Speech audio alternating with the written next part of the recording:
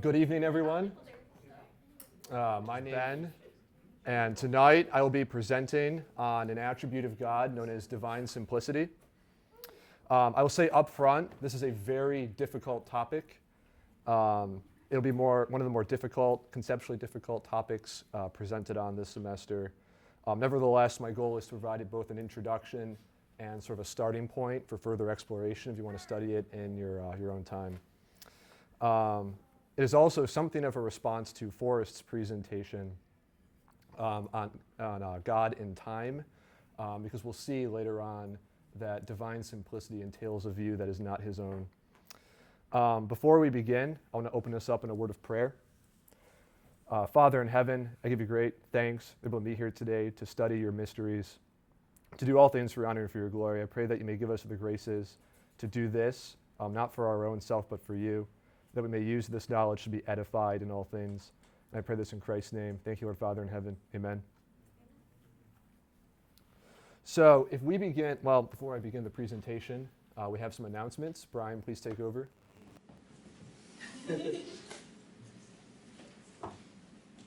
Let's begin voting for food. What are the options? The options. The first option is Slice of New York pizza from Slice of New York on Hillsborough. That would be pizza. That is option one. Option two is going to be Domino's pizza. Different pizza, still pizza. They are different. Option number three will be Papa John's. Where does the Domino's come Oh from? my God. Domino's, yes. Thank And you. Papa John's comes from Papa John's. Okay. And then option four Pizza Hut. will be Taco Bell. Slice of New York. Oh,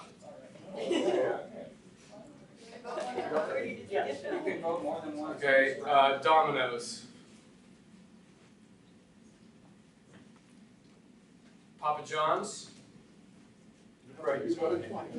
And then Taco Bell. All right, Taco Bell or Slice of New York. You get one vote, use it wisely. Slice of New York. Okay. Taco Bell. Slice of New York it is. You guys picked well. Next week we will be meeting in Tally, same time, for the Problem of Evil, Part 1. All right, please leave. Get out of here. Let's give it up for Mr.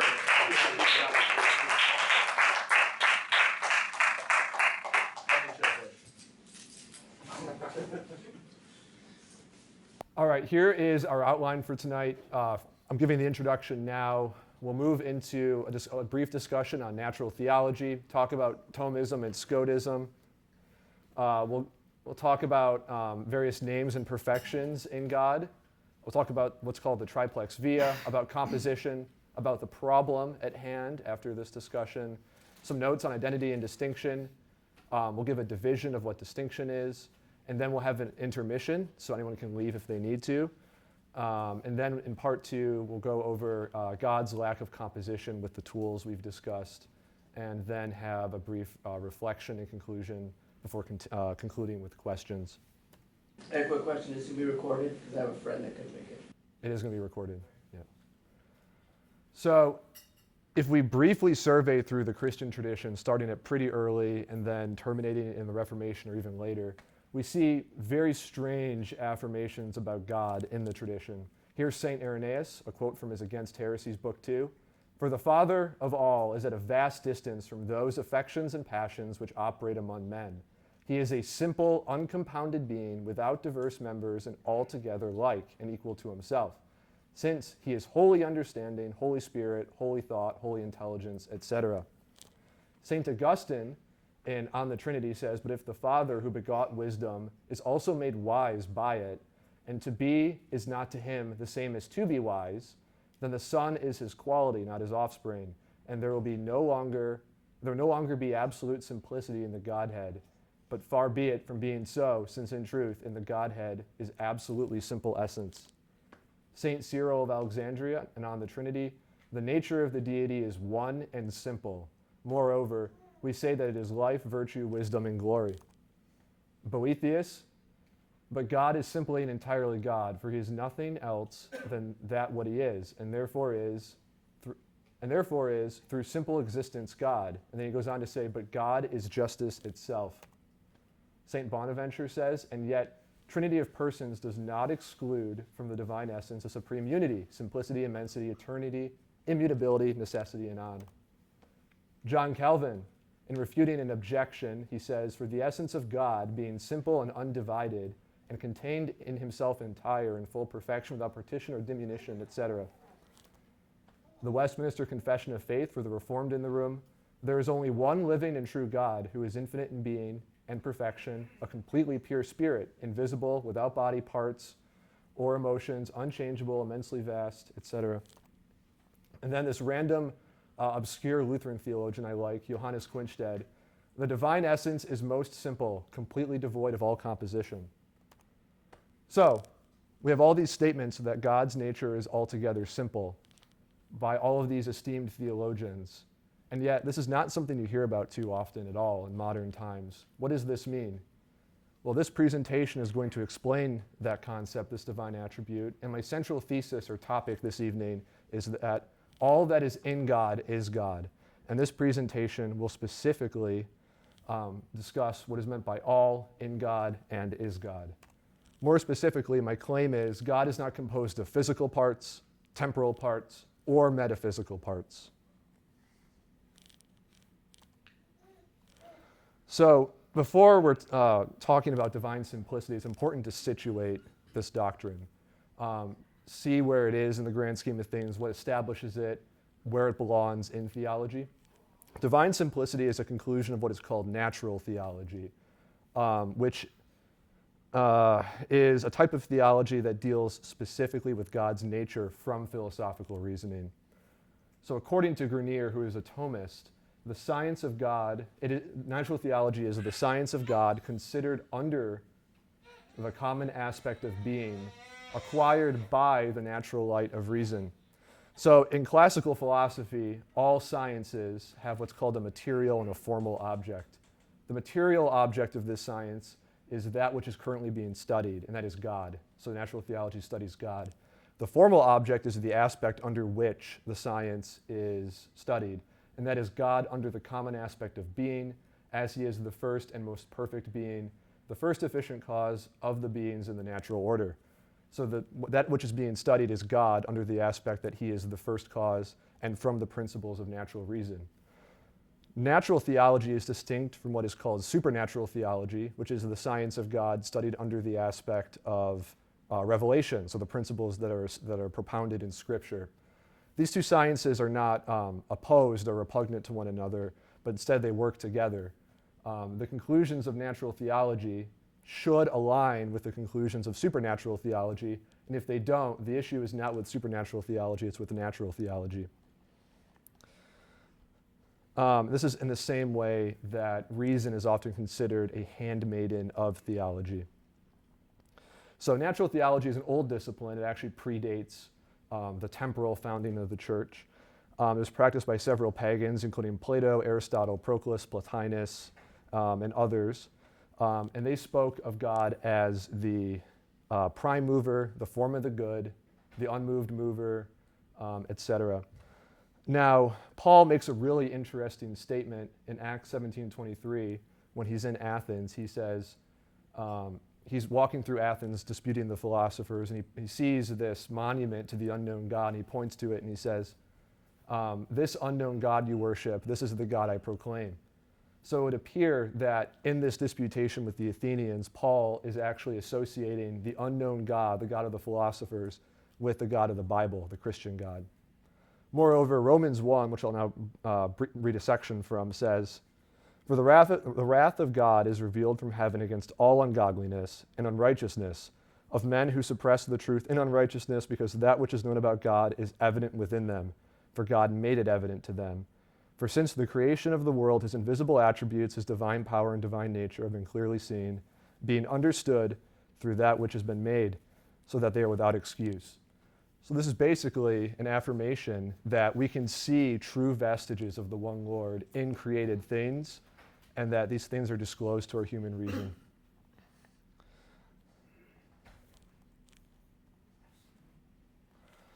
So natural theology is a discipline that may be understood through various metaphysical systems. Some natural theologies, for example, is the ones of William Lane Craig, the ones of Richard Swinburne, of Alvin Plantinga, are what's called analytic philosophies or ontologies. So they're a little more modern. They're in the analytic tradition. They have sort of, not always, but they tend to have common ideas of what is a substance or what is a property. There are other types of traditions as well. The tradition I will be pulling from is the tradition of scholastic philosophy, which is notoriously hard to define, but to give a nominal definition, it's basically Christianized ancient Greek philosophy as it was expounded by the medieval church. It began arguably in figures like St. Augustine and St. John of Damascus and others, and then it's carried on very rigorously as a method by the medieval theologians. I will be using this tradition to argue for divine simplicity tonight, particularly the tradition of Thomism, which was founded by St. Thomas Aquinas, and Scotism, which was founded by Duns Scotus. Thomism became the dominant philosophy of the Dominican school, while Scotism became the dominant philosophy of the Franciscan school and their monastic communities. So with that in mind, we can move on to the actual problem of divine simplicity. So I think we can all agree that we predicate many different names or properties of God. For example, some scriptural examples include the Ancient of Days, the Almighty, Love, the Alpha and the Omega. Those tend to be more concrete names. In natural theology, we predicate some more abstract names as well, such as love itself, justice itself, mercy itself, goodness itself, etc. Now, these names are just verbal or mental significations that denote perfections. So to denote a perfection means you have a name, and the name points to something. It points to a meaning or some kind of object that's outside of the name. And a perfection is some property or aspect of being it is better to have than not have. So I think we can all agree in this room that it is better to be good than not good. It is better to be merciful than not merciful. It is better to be just than unjust, etc. That's why these things are perfections. These names also communicate different meanings to our human intellects. So for example, the idea of justice communicates rendering unto another what is due, at least classically, while kingship denotes sovereignty, rule, authority, or power. So we have these properties, these names, perfections, whatever you want to call them, that have different meanings, but they somehow all still denote God nevertheless. And what's important to note is that there's a distinction between what the name signifies and the mode of signification. So for justice, the mode of signification is justice according to our conception. So we have this idea of justice and we claim things are just. So what the name signifies is what's being pointed to as just, but justice as a concept is what's called the mode of signification. Now, we can apply these names to God, but when we do so, there's an interesting result. St. Anselm says, for the supreme being to be just is the same as for it to be justice. The case is the same regarding that which can be predicated of it in any way similar to the way in which just is predicated. None of these predicates indicate what kind of thing it is or what magnitude it is. Instead, they indicate what it is. This is a little terse, but St. Anselm here is saying that when we say God is something, we're saying necessarily that God is that thing itself. So God isn't necessarily more just than anyone in this room. God is justice. And what the result of this is that God grounds these perfections. He's the ultimate source of these perfections. Without God grounding them, they wouldn't have existence at all. So God is justice itself, mercy itself, love itself, etc. God is the principle or form of these perfections, and he is what grounds these realities in the created order. When we speak of God using names, we have to go through what's a threefold process. In Latin, it's called the triplex via. It actually originates in the work Divine Names by the 6th century author, Pseudo-Dionysius the Areopagite. There was a fun story about him. He actually wrote as if he was Dionysius the Areopagite, one of those Paul converted in Athens. So he lied about his identity in order to gain sort of notoriety or fame for his work. But at the same time, he wasn't just some kind of trickster. He was actually a phenomenal philosopher. We know that the real Dionysius didn't write it because the language is different for the time period. He references implicitly Proclus a lot, who lived way later.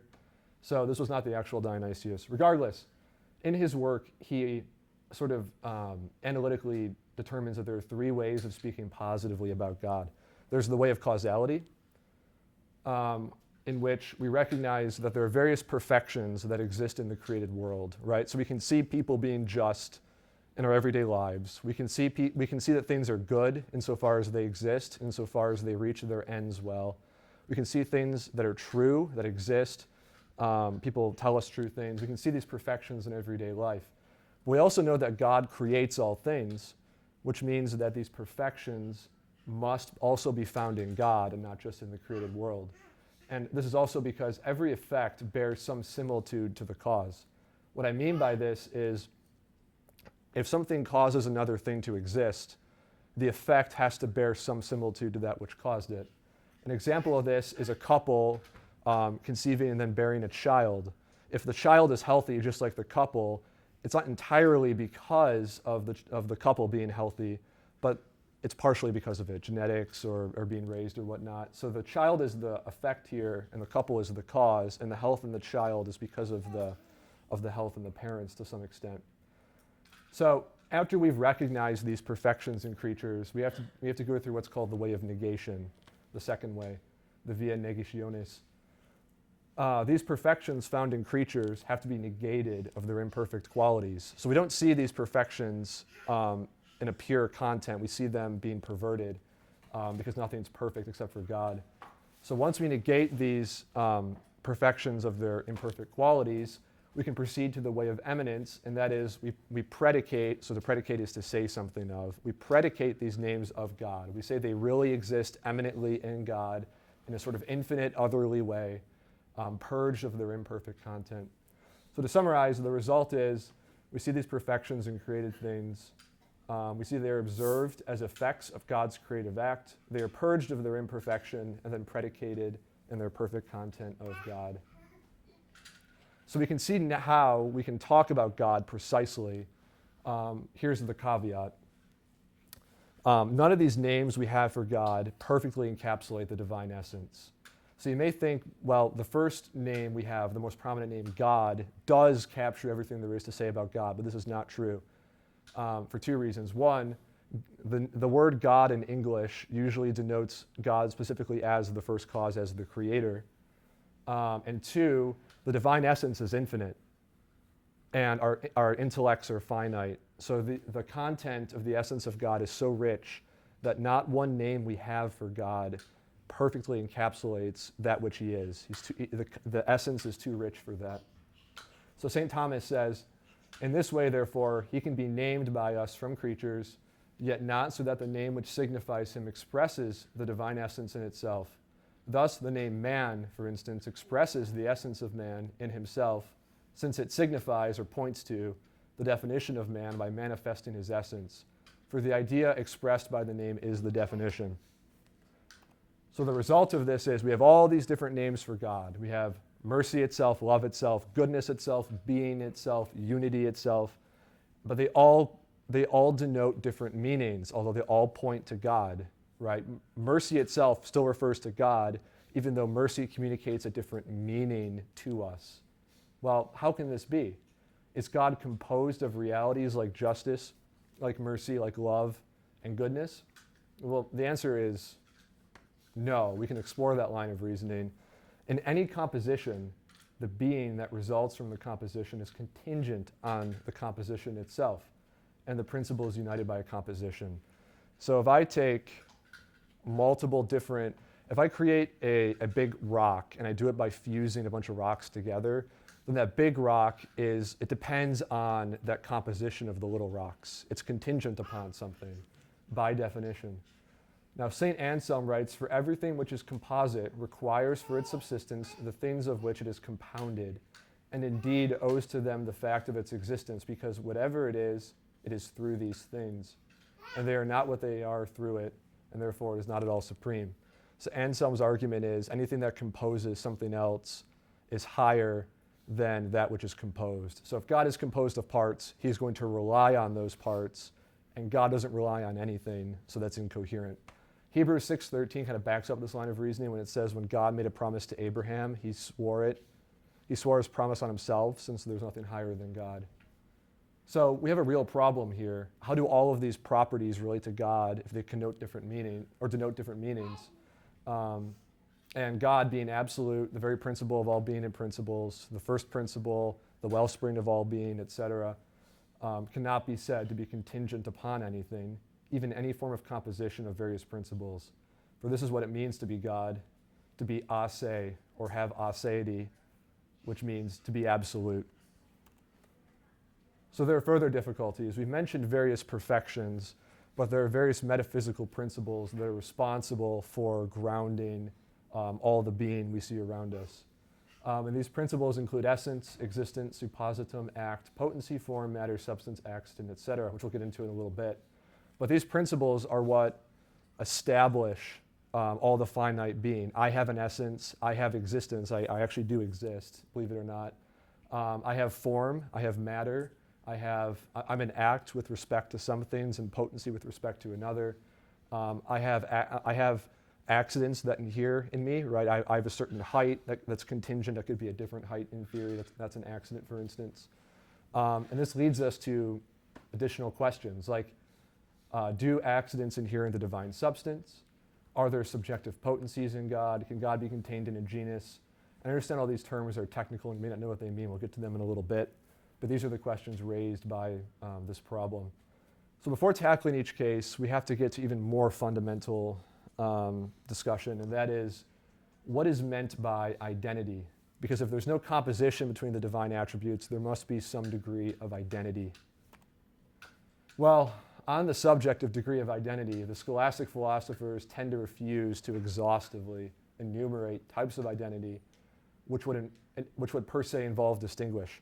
So if I listed types of identity, then I would be distinguishing between the concept of identity, which is it's silly. But there's another reason why we have to talk about distinction before identity, and that is because the scholastic philosophers say that in order to have identity, the human intellect must first recognize distinction. So a distinction is just a lack of identity. It's saying X and Y, well, X is not Y, right, to some capacity. And an example of this is if I look at like a tree for the first time and I know what the concept of a tree is, and I make this connection in my mind, I've taken two things that initially may lack identity in my mind, and I've brought them together in an identity in my mind. So the human mind always creates identity out of distinction. And according to the scholastics, identity proceeds distinction. Distinction is first in the mind when the mind is working or operating. Walter says identity means the same entity, so that those things are said to be the same if they have the same entity. Logically speaking, identity is the affirmation of one thing of another. It is impossible, in fact, to distinguish various kinds or degrees of identity, but for our purposes, it is enough if we remember that identity is reciprocally related to distinction. So that is to say, identity and distinction are exactly opposed. So that the greater the identity, the less distinction, and vice versa.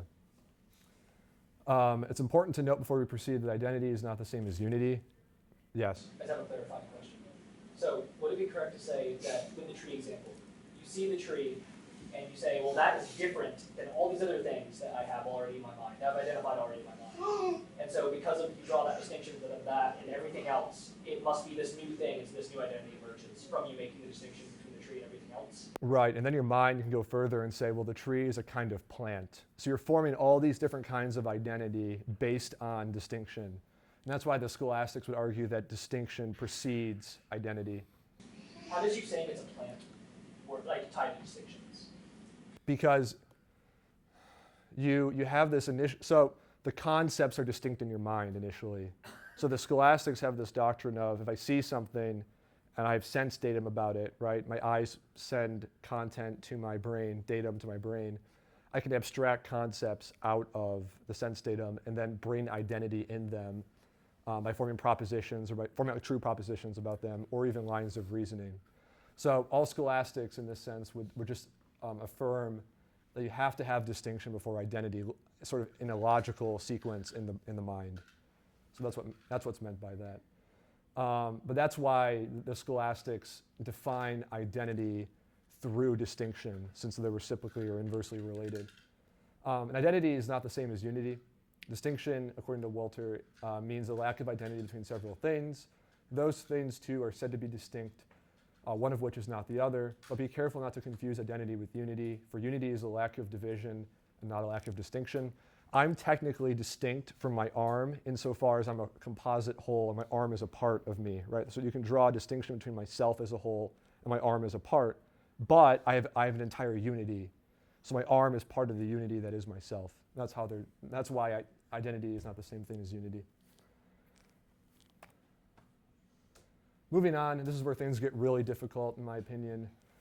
In order to understand how the attributes in God relate to one another, how they have some kind of identity, we have to first understand what is the sort of division of distinction, so the kinds of distinction, and then we can know how there is identity in God. So the medieval scholastics, although there was like violent and ferocious disagreement on this issue, they would argue generally that there are two fundamental kinds of distinction. There are two different ways in which things may be distinct from each other. The first is distinction that is discovered. That is to say, a real distinction. First of all, according to Suarez, a very influential philosopher in the medieval tradition, it is self-evident that there is a real distinction among things. For greater clarity, this is usually called a distinction between thing and thing. It consists in the fact that one thing is not another and vice versa. As is quite obvious, many things exist of which one is not the other. So for example, there is a real distinction between myself and Brian. So two different beings have distinction. We're two different unities, and in that sense we're distinct. There's a distinction between whole and part. I referenced this earlier. My arm is really distinct from myself, at least according to some scholastics. There's disagreement on this, like I said. I think you get the idea. These are real distinctions. They refer to beings that are distinct prior to any thinking I do, right? So Brian is really distinct from myself prior to anyone thinking about it. And then there is the mental distinction, which is more controversial. A mental distinction is a distinction that is made, particularly by the mind. So Suarez continues, and he says, in the second place, it is certain that besides real distinctions, there are mental distinctions. This sort of distinction does not formally and actually intervene between the things designated as distinct, as they exist in themselves, but only as they exist in our ideas, from which they receive some denomination. So this is a little complicated, but it makes sense when you think about it. Does everyone know what genus and species is? Like I have a genus and I have a species, and the species is a type of genus. So medieval philosophers and ancient philosophers had this thing called the Porphyrian tree. And it starts at substance and it ends down at man. And everything at the bottom is a type of the thing right above it. So man is a type of animal, according to the scholastics. Man is, in fact, a rational animal. And that's what differentiates us from the beasts everywhere else. Not Mr. Beast, but the rest of the beasts. So a species is formed when a genus is contracted or is determined by some difference. So here's an example. There's animality. Animality, when rationality determines it, results in humanity. So the rationality is a determining principle of animality that then in the mind creates or references this idea of humanity. So in my mind, I can conceive of humanity either under the aspect of animality or under the aspect of rationality. And when I do this, I've made a mental distinction. Because in all of you, rationality and animality are the same thing. You're all people. You all participate in the perfection of humanity. But in my mind, I've drawn this distinction between two different aspects that doesn't exist in the real world. But it's a valid distinction because I can conceive of humanity under the aspect of animality. I can say humans undergo homeostasis. I can also conceive of humanity under the aspect of rationality. I can say humanity has an intellect, has a rational intellect. Does that make sense? The distinction doesn't exist in reality. I've drawn it out and explored it through the operation or the work of my mind. So that's what a mental distinction is. Okay, Julian laughed when he saw this slide because it's kind of absurd. Good question. Could I ask a clarifying Yes. question? So on the last slide, are you saying that like we can, for humans, rationality and animality go together? Yeah. But are you saying like the mental distinction is the fact that you can theoretically separate them, as in you can imagine a human that's irrational or a human that's rational but not animal? Well, no, it's more like I can think of the concept of humanity. So I'm not thinking of a particular person right now. I'm thinking of the concept of humanity, what it is to be a man. And I can consider it. I know that it's a rational animal. That's the definition. It has 2 notes in it. And I can consider that concept under all of the aspects of its animality, because it's a rational animal, or under all the aspects of its rationality, because it's rational. And I can separate those 2 concepts in my mind. I can make a distinction and consider them, even though they're both perfectly united in the thing. Does that make sense? It's a little confusing. The thing to take away from this is a mental distinction is where things have identity and reality, but the mind splits them and considers them under different aspects. So with that in mind, and like I said, Julian laughed when he saw this slide, we can further subdivide the mental distinction.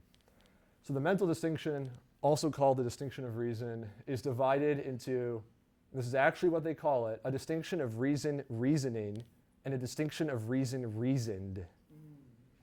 Yeah, so fortunately only one of these is useful for this presentation. A distinction of reason reasoning is the distinction which is made by the intellect without foundation in reality. It is merely a distinction as regards the mode of signifying and understanding.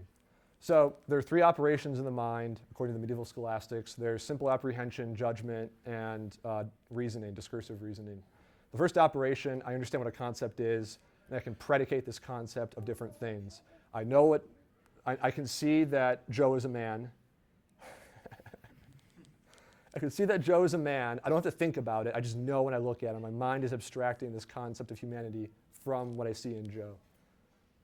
The second operation of the mind, I form propositions. So I can say, I can look at Joe, know Joe is sitting right there. I know he is a human, so I can form the proposition, Joe is a human, and then I can judge that proposition either true or false. That's the second operation of the mind.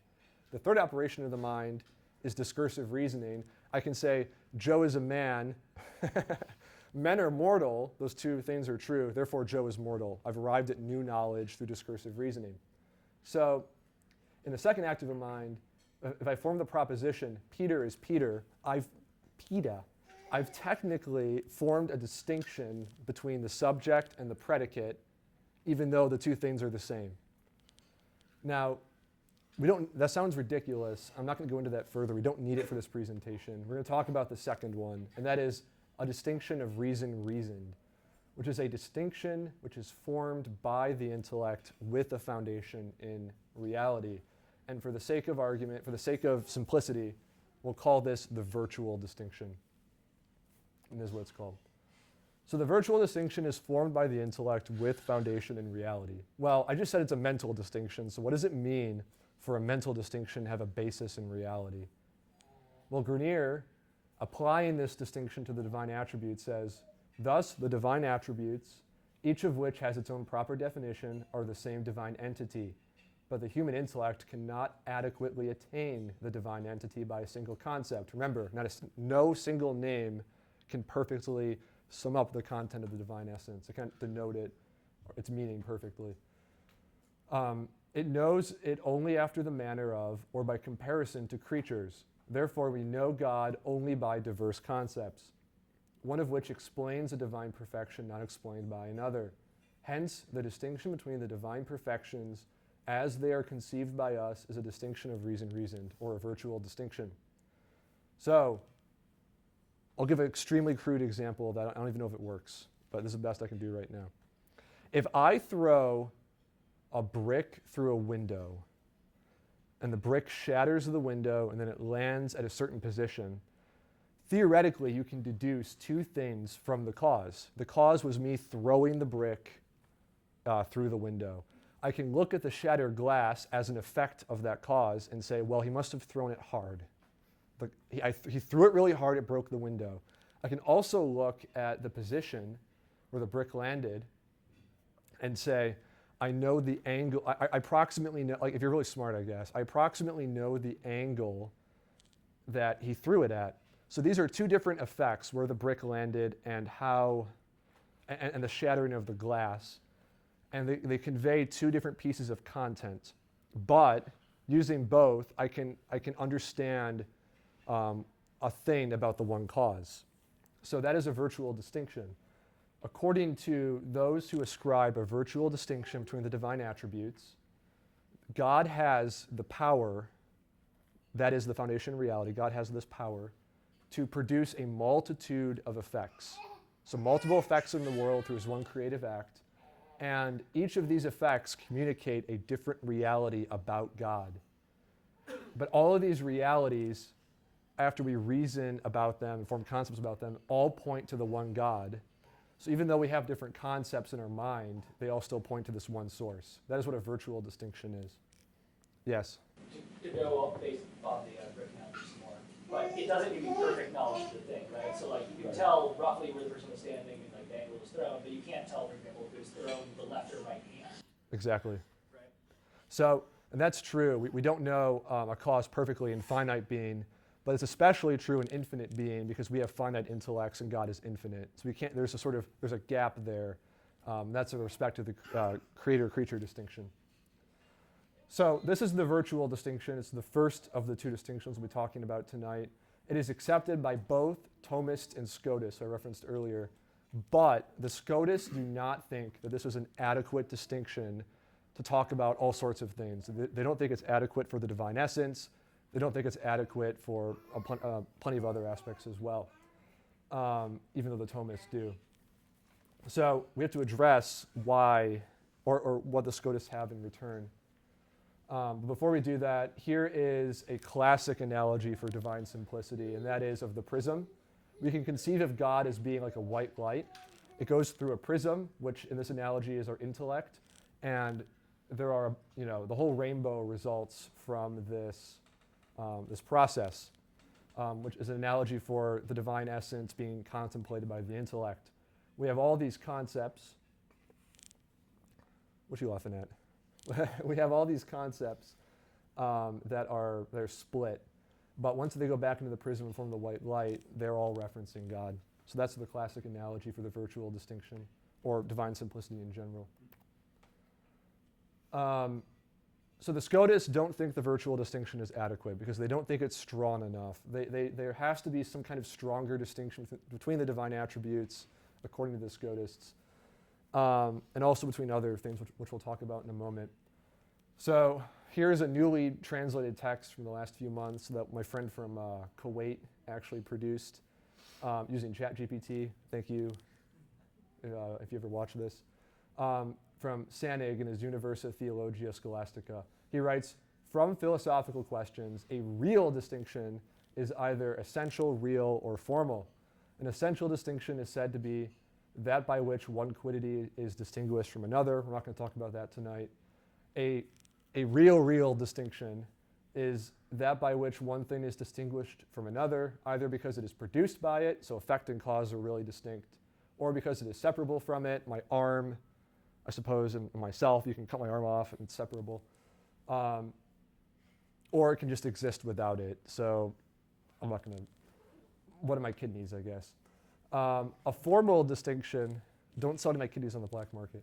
A formal distinction is one that exists between multiple things, really identified, yet in such a way that, brace yourself, the quantitative concept of one formality, intellection, is not the quantitative concept of the other, the concept For example, the concept of infinite volition is not the concept of intellection.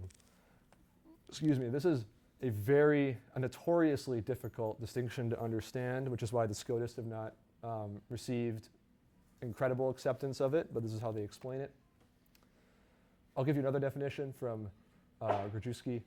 He says, a formal distinction is a distinction from the nature of a thing occurring between one or two really identical formalities, of which one, before the operation of the intellect, is conceivable without the others through though inseparable from them even by divine power. So, according to the Scotist view, there are formalities that accord with our concepts.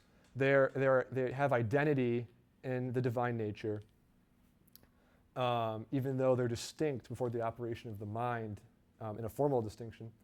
And these formalities, which are in the divine nature, are inseparable even by divine power. So God could not decree that his intellect becomes separate from his will. Yes? Are there any examples of a formal distinction that don't have the divine nature? We'll get there in a moment. Here is in my opinion, a better explanation of the formal distinction. First, a formality is something positive included in a real being, which although it does not and cannot exist by itself, can be conceived in a clear and distinct concept in abstraction, so in the work of the mind, from any other formality of the same thing that it belongs to. The sign of a formal distinction includes three things. One, the ability to be conceived in a concept that is not only distinct, but is complete and exclusive. So the idea of the intellect is a complete and exclusive idea, and the concept of the will, because God has both intellect and will, the concept of the will is complete and distinct. They're definitionally exclusive. Two, such that what is conceived is not a thing, but is something of a thing, which is just a scholastic way of saying it's a property. It is something of a thing. It's something said of a thing. It's not a thing in itself. It's what's called, in some philosophical circles, a diminutive being. And three, it has inseparability from the thing it belongs to. It cannot be separated from the nature. So a formal distinction, therefore, is a distinction in the nature of a thing that comes between several formalities identified in reality, one of which could be conceived without the other before any work of the intellect, although it can exist without the other. It cannot exist without the other, even by divine power. So I've defined it 3 times just because this is an obscure distinction. I kind of want to hit home what it is. So the formal distinction, as I've said, is a Scotistic distinction, which means that for the most part, only Scotist theologians accept its validity as a type of intermediary distinction between the real and the mental. And Thomists ultimately reject it and choose to use the virtual distinction in other spots. Technically, the formal distinction is what is called a real distinction, secundum quid, which is kind of Latin. That means it's a lesser type of real distinction. It's not as strong as a true real distinction, but it's on a mental distinction, so it has to sit somewhere. So, Thomists believe the distinction between God's perfections is a virtual distinction. Scotists believe the distinction between perfections in God is a formal distinction. What cannot be true is that it is a real distinction, that there's a real distinction between the divine attributes. And that is because it would introduce composition. So before we hit intermission, here is a nice graph, not really graph, but an illustration of the distinctions. You can see for Thomists, there's real and mental. We're not going to talk about major real and minor real. In the logical distinction, there's the purely mental distinction, which is like Peter is Peter. And then there's distinction with foundation reality, which is the virtual distinction. The Scotists agree with the Thomists in that there are 2 types of logical distinctions, but disagree on the real distinction. You can see realis secundum quid, which is a real distinction, secundum quid, or a secondary real distinction. And the formal distinction is a kind of real distinction. Now, all of this is extremely obscure. It's been argued about for hundreds of years by medieval philosophers whom if you Googled, they wouldn't even come up. But understanding this is how we begin to solve the problem of how God's attributes relate to one another in the divine essence. Julian made me include this cry session thing here. He said he would do something unspeakably horrible to me if I didn't. That's not true. But we're in intermission now. If you have any questions, feel free to ask. I covered a lot of content there very quickly. All right, we can get back to the presentation. Thank you, Brian. In my opinion, the hard part is over. We've gotten through the various kinds of distinctions. Now we can sort of apply what we've spoken about to the divine attributes. So applying the tools. The rest of this talk will be how God there's no composition in God between the principles of act and potency, essence and existence, substance and accident, form and matter, genus and difference, and then any metaphysical perfection or property. So first, act and potency. We're now talking about the fundamental principles of the world, some of which are actuality and potentiality, act and potency. So we can start by defining what a passive potency is. A passive potency is simply indetermination. So for example, right now, I have the potential to be sitting in my apartment. I'm not actually in my apartment. I don't have act with respect to my location. I have potency with respect to sitting in my apartment. If I drove to my apartment and sat in my apartment, I would reduce that potency to act. If I set a piece of paper on fire, the piece of paper has the potential to be corrupted and destroyed and turned into ash. And if I do it, I reduce its potency in that respect to act. And now it has act in that respect of its ash. And then there's active potency, which is the principle of changing another. So if I used this example earlier, which I'm using it now. If I set Julian on fire in Minecraft, I would have an active potency. It is within my power to do that, to actually perform that action. If I set a fire has an active potency to burn paper. It's not a passive potency, it's an active potency because it's different. Yes? So you said you have a passive potency to sit in your apartment because it's something you could do. Yeah. But then like the lighting Julian on fire in Minecraft, it's also something you could do. What makes that an active potency rather than a passive potency? It's just bad naming. It's just like it's not a potency in the same way passive potency is a potency. It's just badly named. What's the distinction between the two of those? I guess I would be exhibiting a passive potency if I acted upon myself in that way. I'd be changing my location. But the active potency is my power to effect a change in another thing. A passive potency is an indetermination in a thing that gets changed. Okay, so like a passive potency is the potential of the thing to change. Yeah. An active potency is a potential becoming actual. No, it refers to the power of a causer to effect a change. Okay. You can easily replace active potency with power. Power would actually be a better name. It's a power to do something. But the active potency is constrained by the essence of a thing. So I cannot fly, or I cannot laser eye somebody, right? It's within my power as a human. My power as a human does not allow that to be true. Okay. If something is not undergoing active potency, by default, is it passive potency and potential? Is everything in passive potency to start with? Or like, is everything either passive or active potency? Everything is either act or passive potency. You can have a thing that is Act or passive potency? a thing that is fully an act can be an active potency. It's just, again, the concept is just badly named. Okay. It's just a badly named concept, in my opinion. So active potency is power, but not potency itself. No, a potency is a potentiality.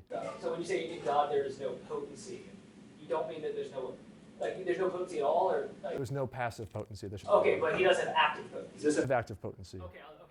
Yeah, so in God, there is no, passive potency. He Got it. does have active potency. He can, yeah. Active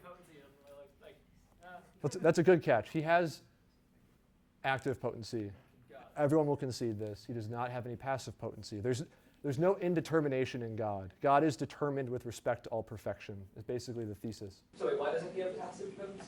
Sorry to keep asking the questions. Because in reality, actuality always precedes potentiality. Okay. A thing has to exist before it can, like in the great chain of causality and per se causality, actuality must exist, because if potentiality precedes actuality, then there's nothing. Well, everything that exists has to be able to exist. Correct, yes. Okay. Yeah, so So the actuality flows from the potentiality. yes, you reduce a potency to actuality, but there has to be some kind of actuality in a thing before there's potentiality. It has to, so if you run it all the way back to the first cause could not have started out in potentiality with respect to anything. It had to have been all act, because it has to exist. But let's grant these principles for a second, and let's run with them for now. We can take some additional questions on that later. Basically, the thesis for this one is that in God, there's no passive potentiality. There's no indetermination. Johannes Quinstead, that Lutheran theologian I mentioned earlier, writes, every composition in some way rests on the relationship between act and potentiality. Or if the parts do not always mutually regard each other as act and potentiality, they still tend toward integrity, augmentation, etc., as occurs in homogeneous parts. The minor premise is established. Since the more separated a thing is from potentiality, the more perfect it is. It follows that nothing of potentiality, which is directly opposed to actuality, can be asserted in God as long as he is affirmed to be supremely and infinitely perfect. So, therefore, on these metaphysical views, God is, in Latin, actus purus, pure act, pure perfection. He is in act with regard to everything that he is and all of his perfections. He's determined with respect to mercy, with respect to justice, etc. He's in act insofar as he has those attributes. We can move on to essence and existence. An essence is that which a thing is. So I have the essence of humanity, all of you have the essence of humanity. An existence is that which sets a thing beyond its cause. Essence, in Latin, essentia, is actualized by the act of existence, in Latin is esse, resulting in being. So an essence in this sort of composition is the potential aspect, or potential principle, and existence is the active principle. And that is because existence is what kind of gives the thing its status in the world as a real being, and then an essence is what limits it to a particular kind of thing. Yes? So you could have the essence of a unicorn, but not the existence. Yeah, we would say that that essence is in what's called an objective potency. The scholastics would say that, whereas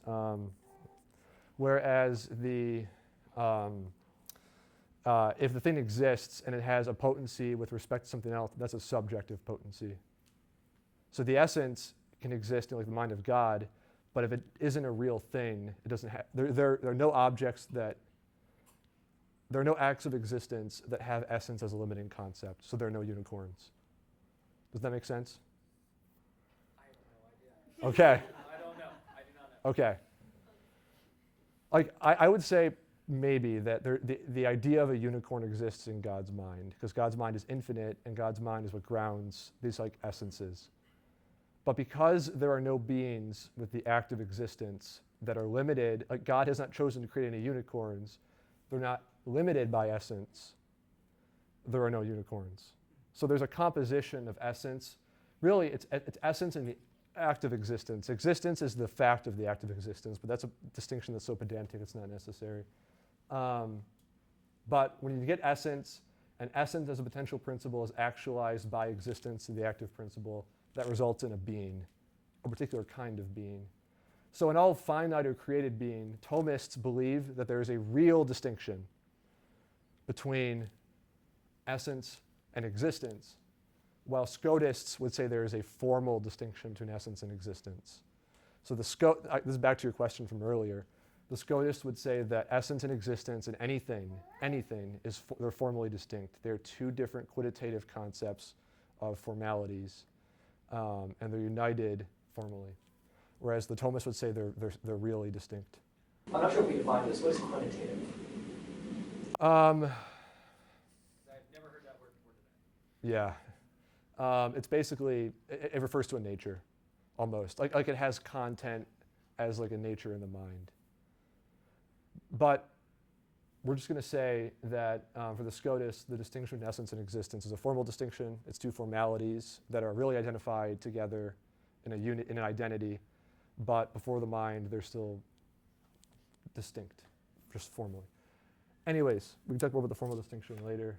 Let's get back to essence and existence. So because essence and existence play off the composition of act and potentiality, in God, essence and existence must be identified in such a way that does not involve composition. So St. Thomas famously writes, existence is that which makes every form or nature actual, for goodness and humanity are spoken of as actual, only because they're spoken of as existing. Therefore, existence must be compared to essence, if the latter is a distinct reality as actuality to potentiality. Therefore, since in God there is no potentiality, as shown above, it follows that in him essence does not differ from existence. Therefore, his essence is his existence. So in infinite being, just to say in God, Thomists argue that the distinction between essence and existence is a virtual distinction, whereas in everything else, it's a real distinction. The Scotists are consistent on this issue, particularly because they believe in this doctrine called univocity of being, which is beyond the scope of this presentation. And they again argue that the distinction here is formal. So in created beings for the Scotists, it's formal. In God, it's also formal.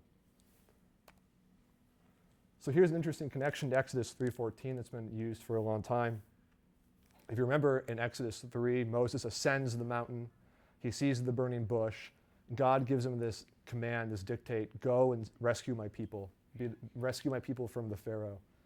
And Moses, looking at the burning bush, he's like, well, what should I call you? What am I to call you? What is your name? Who do I say saved my people? And God says to Moses, I am who I am. And he said, this is what you shall say to the sons of Israel, I am has sent me to you. And St. Thomas has a very interesting gloss on this. He says, for it, that is the name, I am that I am, does not signify form, but simply existence itself. Hence, since the existence of God is his essence itself, which can be said of no other, it is clear that among other names, this one specially denominates or names God, for everything is denominated by its form. Yes? Yeah, so like the way that's actually literally translated is I am the one being. That's debated. The scholarly literature. Well, it seems in line with what Thomas Aquinas is saying there, right? That it's not form, but it's talking about the existence itself. The one being, like the one who is being. Like right. Not being the way that human beings, exactly. but the one being. Right. Yeah, I see what you're saying now. He's saying, I am essence, that I am existence. And according to St. Thomas, there is an equivalency here between essence and existence on account of this verse. And if you read this verse with a scholastic metaphysics, that makes sense. If you don't read this with a scholastic metaphysics, it's not going to make as much sense. But I think that's perfectly fair. It also depends on how you translate this. Some people translate it as I will be what I will be, which kind of destroys the meaning. But a lot of Old Testament scholars I've seen have said that this is an explicit metaphysical statement, which is not to say that it's the Thomist meaning, but God is disclosing himself here in a way that is metaphysical, along with other things as well. So therefore, we can conclude that God is not only pure act, but that he is ipsum esse subsistens, which is Latin for subsistent being itself. He is who is. I am that I am. God is like the fundamental being that grounds all other being. He's above all other things. He is utterly transcendent as a result of this principle. To be God is to exist. Like for us, existence is a gift that God gives us, but it is literally in the nature on this view of God to be existence itself. He is the very act of existence. So moving on from that to form and matter. Form and matter follow a similar structure of act and potency. Form is the active principle, matter is the potential principle. The resulting composition is called a substantial form. All created things are substantial forms. So I'm a substantial form, this computer is in some sense a substantial form. Basically, it's form giving determination to matter. So Grenier, the Thomist, again, he argues intrinsic form is form which constitutes a thing in its being. For example, the rational soul is the intrinsic form of man. A substantial form, then, as we've already said, is properly defined the first act of first matter. St. Thomas says, because every agent acts by its form, hence the manner in which it has its form is the manner in which it is an agent. Therefore, whatever is primarily and essentially an agent must be primarily and essentially form. Now, since God is the first agent, since he is the first efficient cause, he is therefore of his essence a form and not composed of matter and form. So none of us would say God is a body. God has no matter. Therefore, God is explicitly identified with form, with the principle of determination. So God has no body, basically, is what this means. It's a fancy way of saying God has no body. We're coming to an end of these. I think we have about one or two more. Genus, species, and difference. We talked about genus, species, and difference earlier. These are called beings of reason or beings of intention. So there's no such thing as like a genus that exists outside of the mind.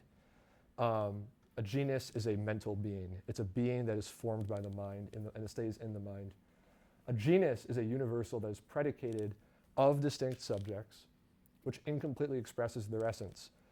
So again, if I consider animality, if I consider humanity with animality, I would say that animality is the genus of humanity. I would say that humanity is the species, and the relations of genus and species are beings of reason. They don't exist outside of my mind. They exist in my mind to connect these things together. So with regard to God being in a genus, that's the question, is God in a genus?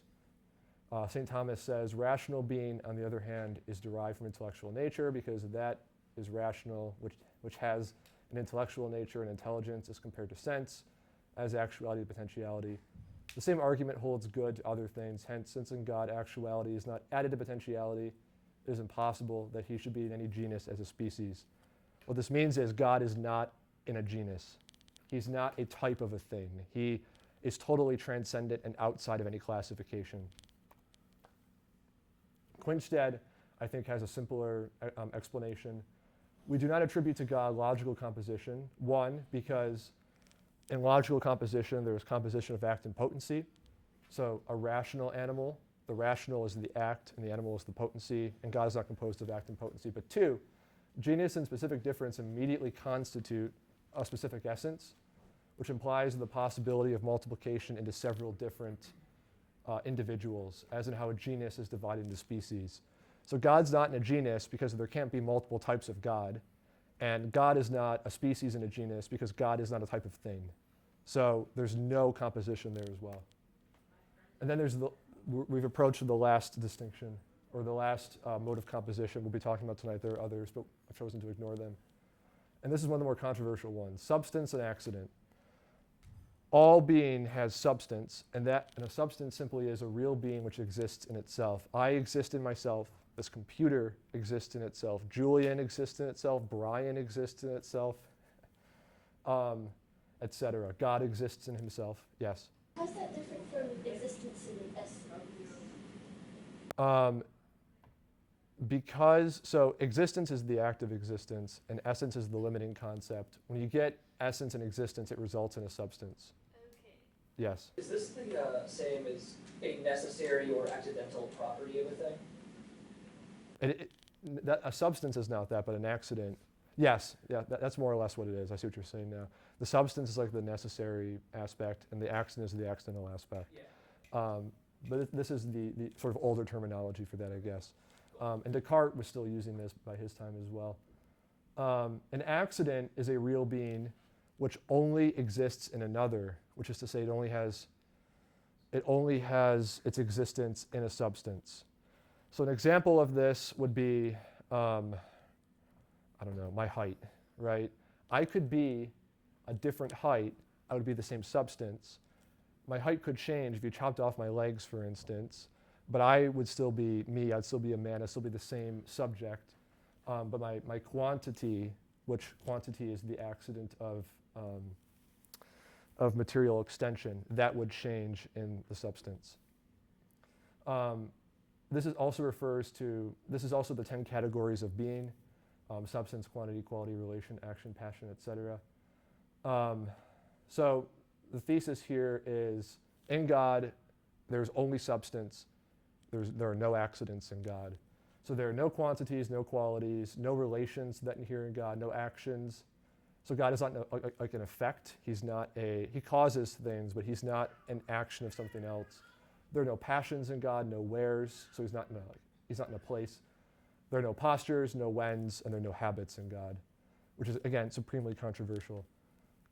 St. Thomas writes, because what is essential is prior to what is accidental. That is why this is true. Whence, as God is absolute primal being, there can be in him nothing accidental. Neither can he have any essential accidents, as the capacity of laughing is an essential accident of man, because such accidents are caused by constituent principles of the subject. Now there can be nothing caused in God, since he is the first cause. Hence it follows that there are no accidents in God. So here's an interesting problem that Forrest has brought up to me, and I've seen online as well in my study. If accidents do not inhere in God, and relation is an accident, then how can God be the creator? Because if God creates something, then he is a creator by virtue of having created it, by having that creator relation to the thing he made. So we have to briefly, I know we've done a lot of distinguishing tonight, we have to distinguish again between a real relation and a logical relation. A logical relation is a relation that I form in my mind, just like a logical or mental distinction. So if I form a sentence, the relation between subject and predicate is a logical relation between two concepts I've put together. But there are two different kinds of real relations. There are predicamental relations and transcendental relations. A transcendental relation is a two-way relation where the relation inheres in two different things. I think an example of this would be my substance and the accidents that inhere in my substance. So there's a transcendental relation between my substance, the part of me that exists on its own, and the fact that I am a certain height. There's a transcendental relation. It cuts both ways. But then there are also predicamental relations, which only point one way. So the relation only inheres in one thing, in one essence, and it points to, but doesn't inhere in another. So Grenier, in tackling this question of how do we relate to God, says, predicamental relations, which result from the third foundation, are real on the side of one term and unreal on the side of the other term. They are non-mutual or unilateral relations. For example, the relation of creature to God as creator is real, but the relation of the God to the creature is only logical. Creatures are essentially dependent on God, but God is in no way dependent on creatures. Grenier's thesis here, and the thesis of, I believe both the Thomist and the Scotist schools, is that the relation that exists, the creator relation exists, is a relation that inheres in all created things and passes to God or points to God, but the relation does not exist in God. So it's not a transcendental relation, it's a predicamental relation. It has its essay in creatures and its essay at or essay toward, being toward God. But then we can conceive of logical relations that exist in God and exist in us, but only in our minds. They don't have a foundation in reality.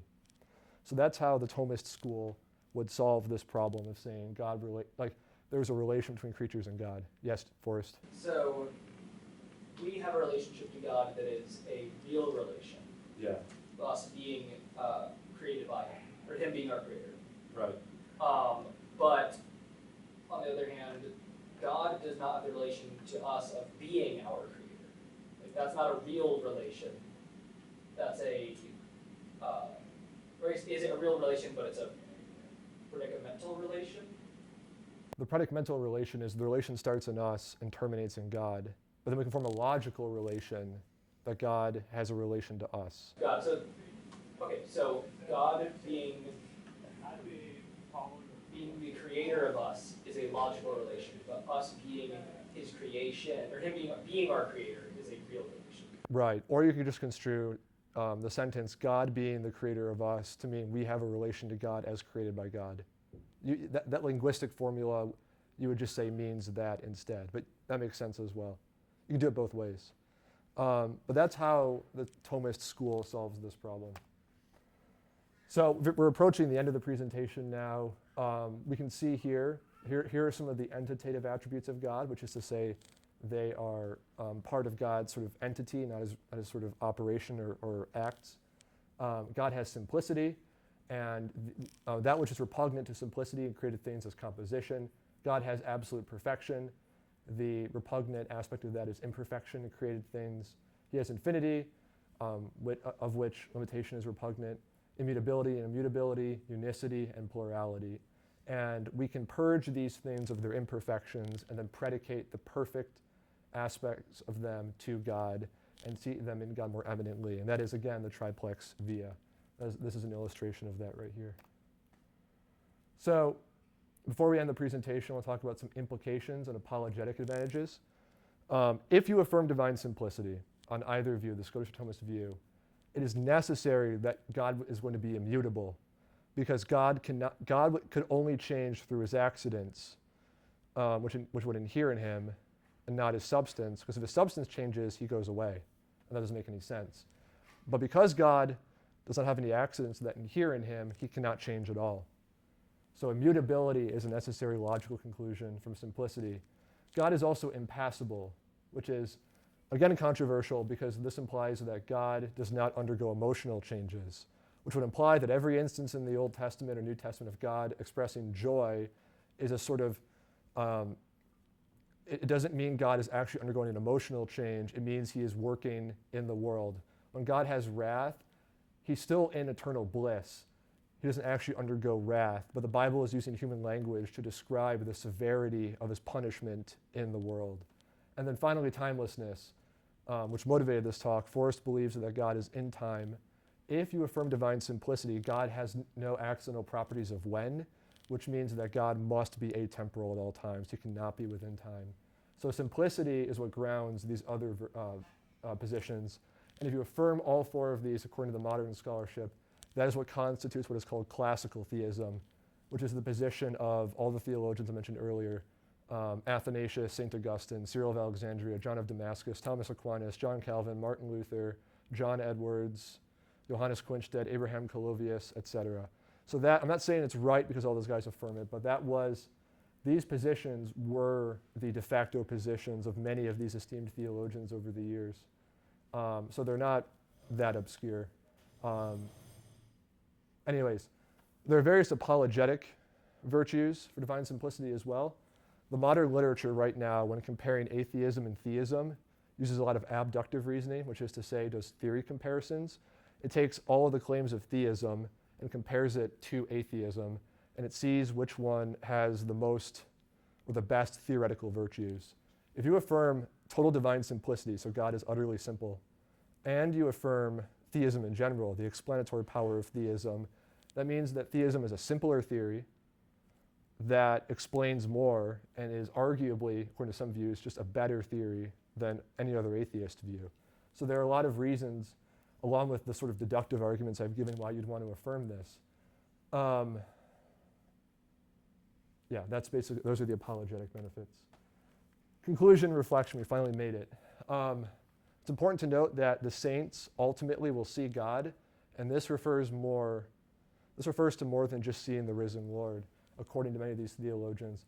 Matthew 5:8 says, "Blessed are the pure in heart, for they shall see God."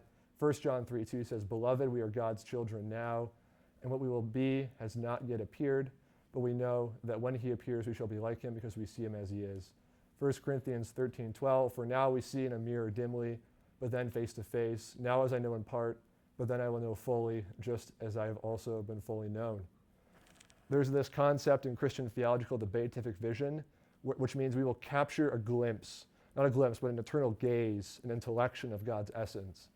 And he will give us the requisite supernatural graces to fully behold the divine essence and all of its perfections, and in some sense, see it even more simply than we see it now. And all of that, because the divine essence is so rich and so exhaustive, that will satisfy us for an eternity. So I look forward to the day where I can take a glimpse on God's essence and have total spiritual enjoyment in a heavenly state of bliss in the beatific vision. And to know that all of these perfections are really true of God, to me at least, is a very rewarding conclusion, even if the path to get there is very arduous and very complicated. That's all I have. Any questions?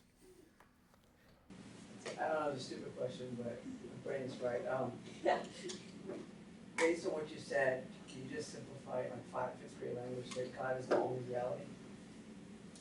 God is the only ground of reality, and there's no Real reality, yeah. of real reality. And in God, there are no division of perfection. God is the summit of all perfection in one thing.